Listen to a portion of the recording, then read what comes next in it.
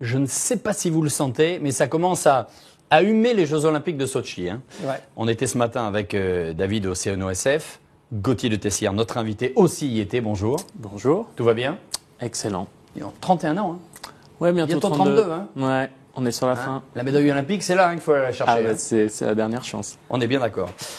Gauthier, vous avez terminé deuxième du dernier Super G des championnats du monde l'hiver dernier. Tout à fait. On va en parler dans quelques petites minutes. Vous avez hâte d'être à Sotchi. Vous étiez déjà à Turin en 2006 et Vancouver en 2010. Exact.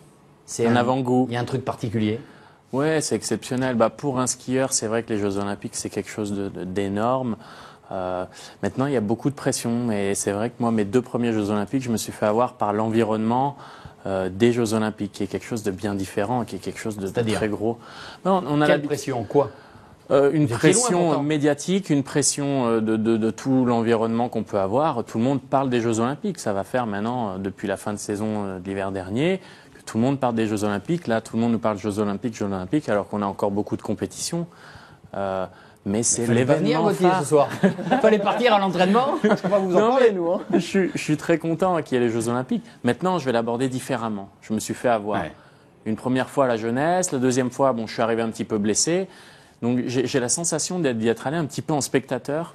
Et maintenant, j'ai envie d'être acteur parce que c'est beau de participer, mais non, mais le slogan, il est un petit peu faux. Parce que quand on est athlète, on veut gagner en fait. J'imagine. Heureusement. C'est pour ça aussi qu'on aime les JO. Tiens, d'ailleurs, le sondage du jour, je voudrais que vous répondiez. Et là, je m'adresse aux téléspectateurs. Donc 2014, les JO et la Coupe du Monde.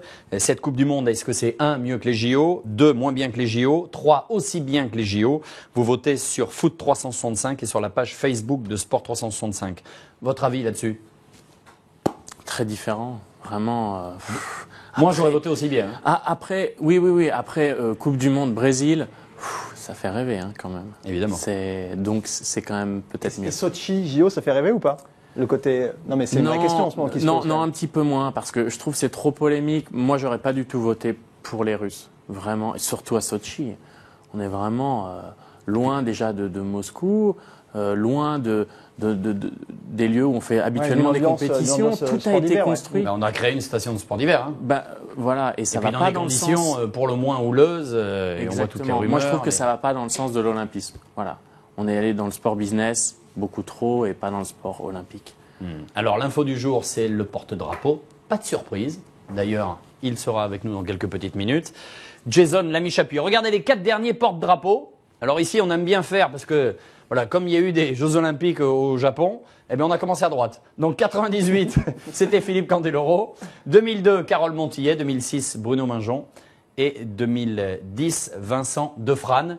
Et puis donc, depuis aujourd'hui, on le sait, et regardez cette image, le porte-drapeau de la délégation française à Sotchi, c'est bien ce garçon-là, Jason Lamy-Chapuis.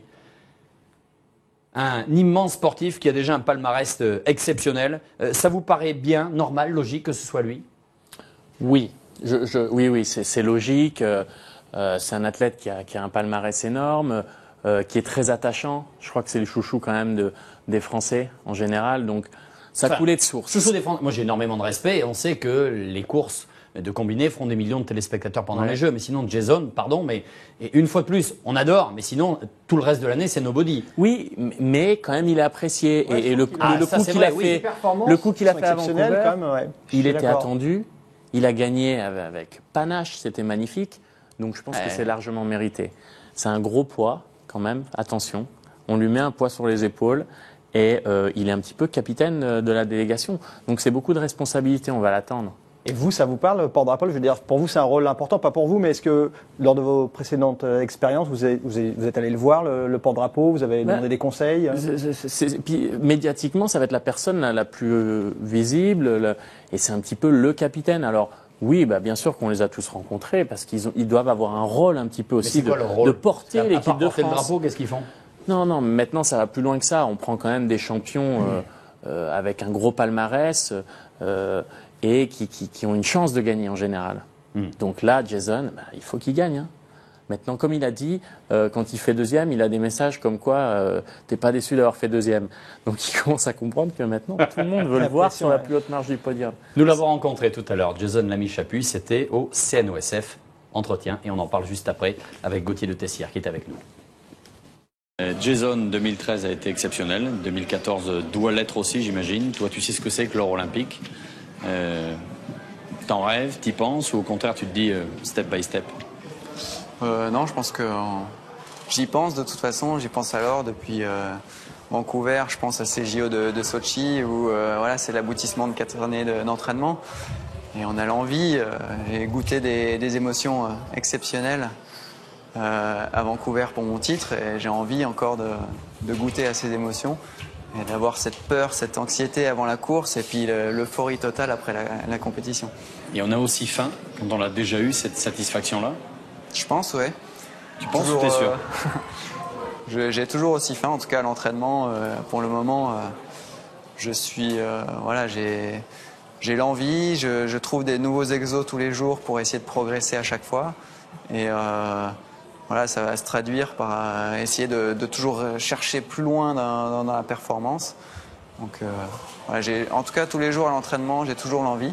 J'aurai l'expérience avec moi en plus en Sochi. Tu étais choisi comme porte-drapeau, ça fait quoi? Une grande fierté de représenter voilà, sa nation. Ça représente quoi être un porte-drapeau? Est-ce que tu as des images de porte-drapeaux français ou internationaux, JO d'hiver, JO d'été, où tu t'es dit waouh? Forcément, oui.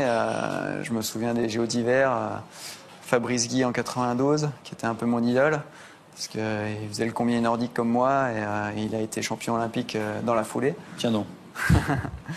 Voilà, c'est quand même un emblème, quoi, un emblème de représenter son pays. J'ai bien aimé aussi Vincent Defrane à Vancouver, parce que je le connais bien et je vois comme il était heureux dans ce stade olympique. Ça m'a fait vraiment plaisir. Qu'est-ce que tu sais de Sochi? Sochi, on a fait les pré-olympiques là-bas sur place l'année dernière. On a pu goûter au nouveau tremplin qui est assez plaisant parce qu'on peut faire jusqu'à 140 mètres et aux pistes de ski de fond qui sont juste autour du tremplin. C'est vrai que c'était encore tout en travaux, beaucoup de boue et tout ça, mais je pense qu'il n'y aura pas de souci, ils seront prêts pour les JO pour faire des belles images. L'esprit olympique, c'est à quoi de plus? Qu'est-ce qu'il y a de différent quand tu concours pour ton pays? L'esprit olympique, je dirais que ça commence par une grande famille du ski et des sports de glace. Et le fait qu'on soit tous dans un village olympique, qu'on se retrouve tous, qu'on se voit au petit déjeuner, entre les disciplines, on s'encourage, on se regarde mutuellement les compétitions des uns et des autres. Je trouve qu'il n'y a qu'au JO où on ressent cet esprit olympique, cet esprit d'équipe de France qui est assez soudé. Et voilà, on vibre autant que on fait vibrer les autres, quoi. Donc, Et ça peut pas être non plus aussi un vecteur de dispersion?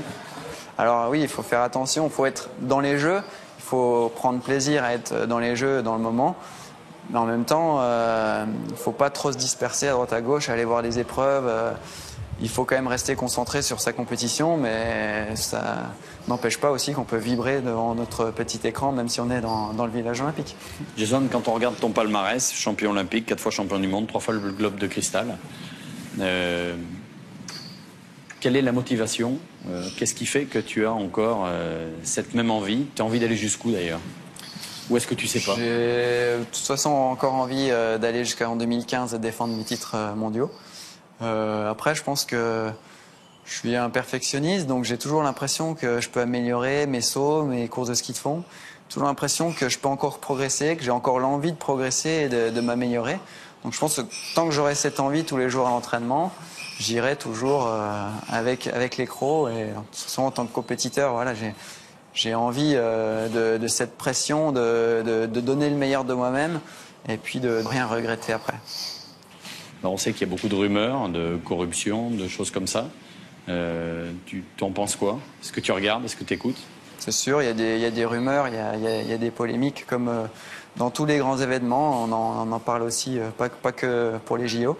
Donc après, moi, c'est pas trop ma place de commenter ça. Mon boulot aussi, c'est d'aller loin en saut et vite en ski. Et voilà, c'est sûr que voilà, le choix du CIO a été Sochi et nous, c'est à nous de gérer notre terrain de jeu, de jouer avec le terrain de jeu qu'on nous a donné et tirer le meilleur de ce terrain. Ton expérience, ton approche a un peu changé. Avant, tu dépendais peut-être plus du saut et peut-être un peu moins maintenant. Explique-nous où tu en es. Maintenant, c'est vrai que j'ai un petit peu moins de pression au saut, parce qu'avant, il fallait absolument que je gagne le concours de saut si je voulais espérer quelque chose. Maintenant, je peux faire les meilleurs temps en ski de fond, ou proche des meilleurs temps en ski de fond. Donc voilà, j'ai un peu moins la pression au saut, je peux me permettre d'être bien placé, mais je ne suis pas obligé de gagner un concours de saut. Et après, en général, la décision, de plus en plus, sur toutes les courses, se font dans le dernier kilomètre sur les skis de fond. Tu as 27 ans, on le disait et on l'a redit tout à l'heure, hein, tu étais champion olympique. Tu te sens comment par rapport à Sochi? Tu es en avance sur ta prépa, tu es bien, tu es comment? Prépa physique, je suis plutôt bien, je suis encore perfectible, il y a encore plein de choses perfectibles, mais c'est bien d'avoir des choses à corriger et à travailler pour les prochains mois. Mais pour l'instant, la préparation s'est déroulée très bien, pas de blessures, pas de soucis majeurs, une courbe qui monte petit à petit et ça me plaît. Ton principal adversaire, c'est qui? C'est toi ou les autres? Déjà, c'est une compétition par rapport à moi-même. Après, le niveau des autres, je peux pas le gérer. Mais si déjà je fais une compétition pleine, en ayant fait un de mes meilleurs sauts avec une très bonne course de ski de fond, je serais content. Mais bien sûr, il y a toutes les autres nations, les Allemands, les Japonais, les Norvégiens, les Autrichiens qui sont assez forts. Et forcément, ça rentre un peu dans la tactique de course avec eux. Tu vas être champion olympique? Je vais tout faire pour l'être. Merci beaucoup. Évidemment, il va tout faire pour l'être. Il est bien quand même, hein, Gauthier, notre nouveau porte-drapeau. Ouais, c'est plus qu'un athlète, il sait bien parler, il parle bien de son sport. Athlète intelligent. Très serein, très intelligent, ouais, ça va vite. C'est un perfectionniste.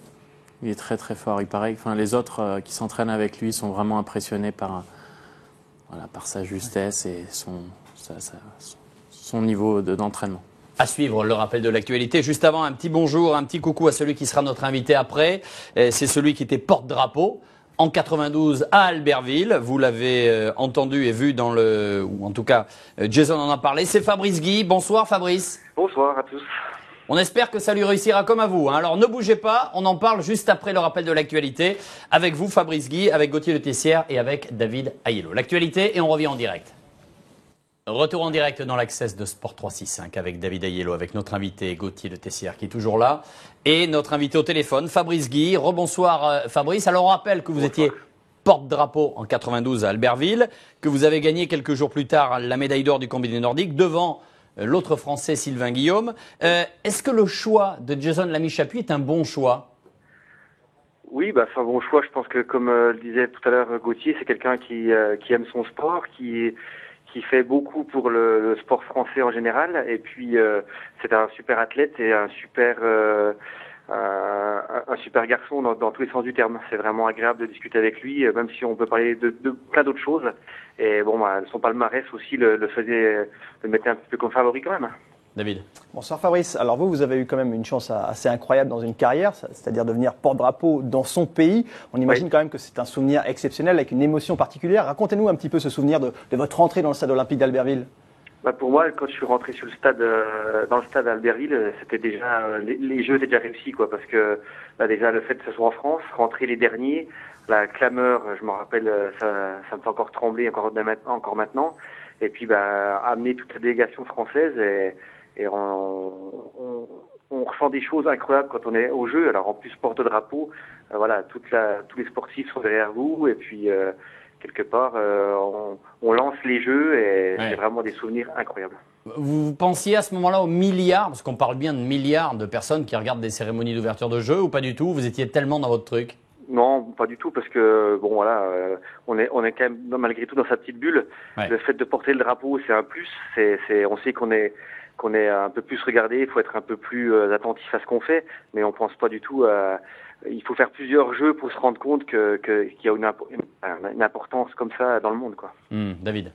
Alors, Alexandre le disait, ce rôle ne nous a pas empêché de devenir champion olympique, mais pour autant, est-ce qu'il n'y a pas quand même un risque de dispersion avec ce rôle de porte-drapeau qui est quand même très prenant? On a souvent le tort de dire que les Français supportent pas la pression. Donc pour moi, on l'avait dit aussi, j'arrivais avec 4 victoires en Coupe du Monde devant. On connaissait pas trop mon sport, on m'avait pas trop embêté, mais on m'avait quand même mis un petit peu la pression. Et en fait, je pense que Jason, il a ce petit côté, c'est pas un problème, lui, la pression, un peu comme disait Edgar Cropéron, c'est quoi, c'est de la bière. Donc voilà, je me fais pas de soucis du tout pour Jason, parce que il va amener l'équipe de France dans le stade à Sochi, et pour lui, c'est pas une pression supplémentaire, quoi. Il aura sûrement, bien sûr, beaucoup de demandes autour, mais voilà, ils savent, l'équipe de France sait gérer ça, et en plus, là, l'équipe olympique va tout faire pour que Jason soit bien dans ses baskets. Gauthier, un clin d'œil, un bonjour, une question à Fabrice? Non, moi, Fabrice, on se connaît bien. Surtout, il m'a fait rêver à l'époque. Moi, 92, c'était les premières fois où je regardais la télé, donc c'était extraordinaire de le voir porter le drapeau. Moi, je le connaissais pas en fait, jusqu'à ce qu'il soit porte-drapeau. Puis je me suis dit, tiens, c'est qui celui-là? Puis en fait, c'est devenu un peu mon idole après. Tu vois, donc je pense que Fabrice, à cette époque-là, lui, il a dû se servir de cette énergie-là, du fait d'être porte-drapeau, ça l'a porté quelque part. Donc moi, j'ai quand même un petit peu peur. Mon Jason, je le connais bien, mais pas assez en compétition, et je trouve que c'est beaucoup de poids. Là, on voit médiatiquement, tout le monde veut lui parler maintenant, ça va être le porte-drapeau. C'est début février les Jeux. Oui, mais bon, peut-être que quand les Jeux vont arriver, voilà, il en aura un petit peu plus. Moi, c'est ma seule peur. Après, bon, Fabrice pourra en témoigner, mais est-ce que c'est pas un point en trop? Est-ce que peut-être qu'on s'en passerait? Faut bien que quelqu'un resterait discret. Fabrice, juste avant de se séparer, qu'est-ce que vous devenez? Alors moi, je travaille sur le tremplin de Chaux-Neuve, où on organise des coupes du monde, où les Français sont tous les ans. Là, cette année, c'est le 11-12 février. Donc, je suis dans l'entretien du tremplin. Et là, les images, c'est Jason chez vous, là, qu'on voit. Ah, d'accord. Et puis, je m'occupe aussi un petit peu des jeunes, les 8-10 ans, le mercredi, samedi, dimanche. Voilà. Parfait. Eh bien, merci en tout cas. On était ravis de vous accueillir et à bientôt. Merci. Au revoir. Allez, il nous reste encore quelques... À bientôt, merci beaucoup. Quelques minutes avec Gauthier de Tessières. Gauthier, alors on va parler de vous pendant quelques minutes. Votre meilleur résultat, vous l'avez obtenu à Schladming l'hiver dernier, au championnat du monde, avec cette médaille d'argent du Super G. Mais une médaille totalement inattendue. Vous ne deviez pas être là ce jour-là. Racontez-nous. C'est marrant qu'on en reparle encore. J'en ai parlé des centaines de fois.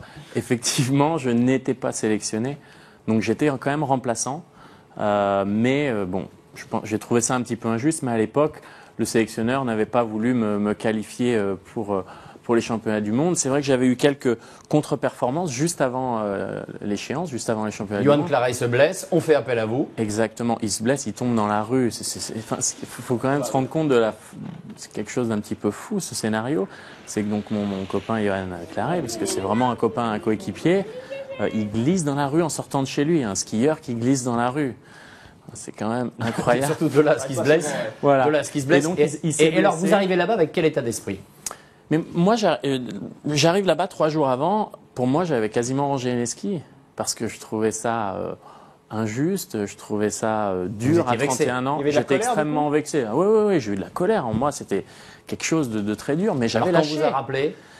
Quand on m'a rappelé, bien sûr que je suis venu, mais vous avez eu un échange avec le coach? Avec le coach, mais pas. Ah non, le sélectionneur. Bon, maintenant ça va, mais ça a été un petit peu dur. C'est vrai que on n'en a pas reparlé. Mais ça vous a donné une force peut-être. Mais c'est vrai qu'on s'est pas. Bon, voilà, j'ai pris un peu tout le monde dans les bras, on a pleuré, mais un peu moins que lui. Hein. On s'est juste. Après la médaille d'argent. Ouais, parce que j'avais encore un peu la haine, mais c'est passé. Hein. C'est quand même passé. Oui, parce que la fin. Un garçon tranquille. Non, là j'étais pas tranquille. J'étais vraiment très très énervé. Vous en avez beaucoup d'orgueil. Sochi. On a fait une bonne préparation en Amérique du Sud, maintenant sur les glaciers. Tiens, regarde, c'est 6 mois des photos. Alors là, ça c'est. Pardon, j'ai pris un peu notre réalisateur de cours, mais voilà, ça c'est. Ushuaïa. Donc là, on est à Ushuaïa, on n'est pas chez Nicolas Hulot, je précise, parce qu'on a déjà fait la réflexion. Donc, on est vraiment à côté du Cap Horn. Ouais, parce que là, je vois pas beaucoup de pentes. Hein. Mais on s'entraîne, ça c'est mon casque sanglant. Et vos pieds. Et on se réchauffe les pieds parce qu'il fait très froid, on est au Cap Horn. C'est vraiment des conditions d'entraînement très difficiles. Même si on n'est pas haut en altitude, on est vraiment près de l'Antarctique et ça souffle, il fait froid. C'est dur le ski. C'est important de se retrouver dans cet environnement difficile justement avant une compétition, ça prépare bien. C'est important d'un point de vue déjà de retrouver l'hiver, de s'entraîner sur des conditions d'hiver et surtout cette année, on ne sait pas ce qui va nous arriver à Sochi. C'est vrai. C'est quand même un climat très Pluie, incertain. neige, tempête, vent, il peut tout y avoir là-bas. Il peut tout y avoir. Il peut y avoir une tempête avec -20, comme on peut avoir 25 degrés. On est quand même au niveau de la latitude de Nice. C'est-à-dire que vous imaginez Ouais, c'est incroyable. qu'en mois de février, tout est il peut possible. faire 25 degrés. Là, on fait du ski nautique. Gauthier, ce qu'il faut maintenant, c'est que vous confirmiez cette fichue médaille d'argent qui est arrivée un peu de manière inattendue et que vous ne soyez fait. pas l'homme d'un jour. Tout à fait.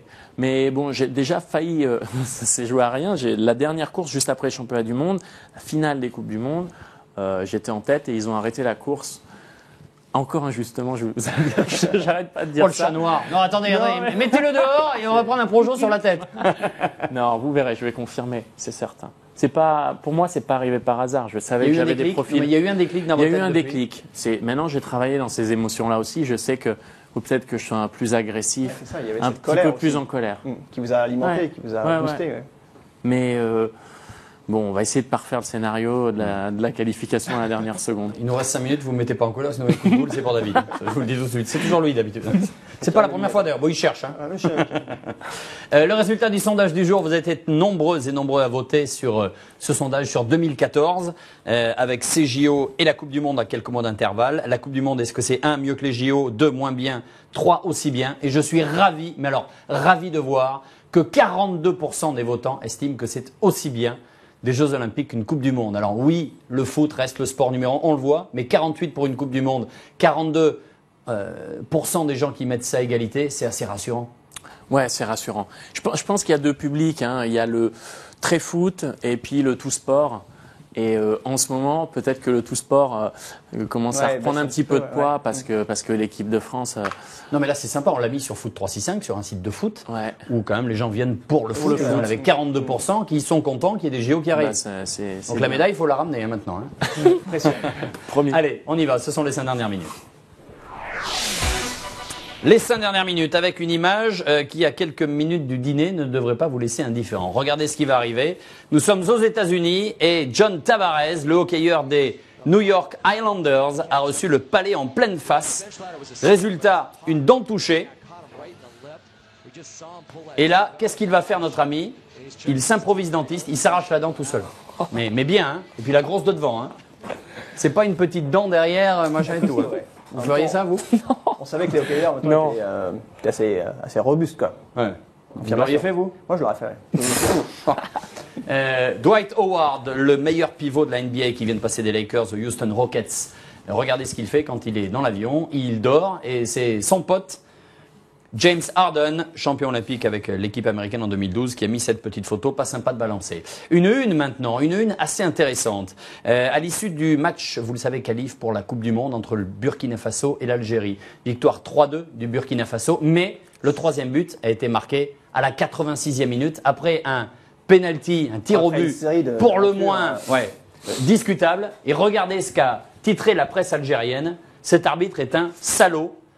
Main dans le dos et en dehors de la surface. Fallait-il donc que Belkalem se coupe les bras? Parce que le défenseur algérien, on lui reproche d'avoir touché le ballon avec le bras et d'être dans la surface. Or, ni l'un ni l'autre. Voilà la presse 40 algérienne ans qui après se Thierry fâche. Roland, quand même. Pardon? 40 ans après Thierry Roland. C'est l'arbitre qui est Absolument. un salaud. Candice Stovex, vous connaissez? Bien sûr. Le freestyler a regardé, profité des premières Ah, j'ai neiges. vu. C'était du côté de la Clusaz. Et regardez, bon, sympathique, jusque-là, tout va bien. Mais sauf qu'il est arrivé un peu tôt et un peu vite, visiblement. Regardez la suite. Ah tiens, bonjour Madame la Vache. Hop là! Sympathique. Drôle de conditions pour s'entraîner, mais sympathique. Oui, mais la neige est là. Vous aimez les sports de glisse sur l'eau et tout ça? Ah ouais. Ouais. J'adore. Oui, je suis tout Alors glisse. regardez, direction le Pays Basque espagnol, à côté de San Sébastien, dans un endroit tenu secret. Bienvenue au Wave Garden. C'est un bassin artificiel de 250 mètres de long, donc qui vous produit 120 vagues par heure avec une régularité exceptionnelle. Prix d'un Wave Garden 4 à 5 millions d'euros. David, arrêtez de regarder la jeune fille. Non, non, je Il regarde s'agit les de vagues. l'Australienne de 18 ans, Nikki Van Dyke, qui pourrait être votre fille. Et il y a un projet identique en Bretagne. Alors, Ça, c'est assez génial, parce que vous avez une Extra. qualité de vague fantastique. Hein. Ah ouais, c'est génial. Ah, j'aimerais bien y être. Nous, on fait à Annecy, on fait du surf derrière le bateau. On produit une vague comme ça oui, et on sur peut le lac, servir. ouais. Ouais. Ça s'appelle du wake surf. comme ça. Du wake Ah, surf. moi, je fais du vrai wake. Saupérieux et tout. Hein. On mettra la vidéo. On a un les jour. images, on a les images. Ah bah, on va quand beaucoup vous rigoler. voulez. Je pourrais le donner. Un extrait. Tiens, ce soir, le Zoom 365 est consacré au foot à 5. Un phénomène durable. Extrait. C'est une question, évidemment. Regardez. Un marché rentable qui a attiré les footballeurs professionnels ou ex-pro comme Boumsong à Nanterre, Vimbé, Dieuze ou encore Zinedine Zidane qui a ouvert son deuxième Z5 la semaine dernière à Bois-Sénart. Ici, tout y est et même un spa. Des installations modernes, coûteuses, mais le champion du monde 98 compte encore se développer. Il y en a qui sont en cours, oui. Et puis d'ailleurs à l'étranger, on a déjà signé à l'étranger aussi, dans un futur très proche d'ailleurs, 2014. Donc voilà, c'est plutôt intéressant. Ouais. Voilà un Zoom 365 réalisé par l'excellent Jérôme Godard. Merci à Gauthier d'avoir été avec nous. C'était un plaisir. Bonne chance, on se revoit après Sochi avec la médaille. Oui. Et si jamais il n'y a pas, le coup de boule c'est pour David. Demain, émission exceptionnelle juste avant la remise en direct des prix du Sportel. Teddy Riner, Marion Bartoli seront en direct avec nous depuis Monte-Carlo. Et puis on parlera football avec Arnaud Ramsey parce que demain il y a un certain France. Allez. Ah bon. Finlande. Ah oui, oui. Finlande, évidemment. Merci David, ce fut un plaisir. Merci à vous. Et vous me referez le décryptage demain. Salut à tous, à demain, 18h en direct. Au revoir, merci.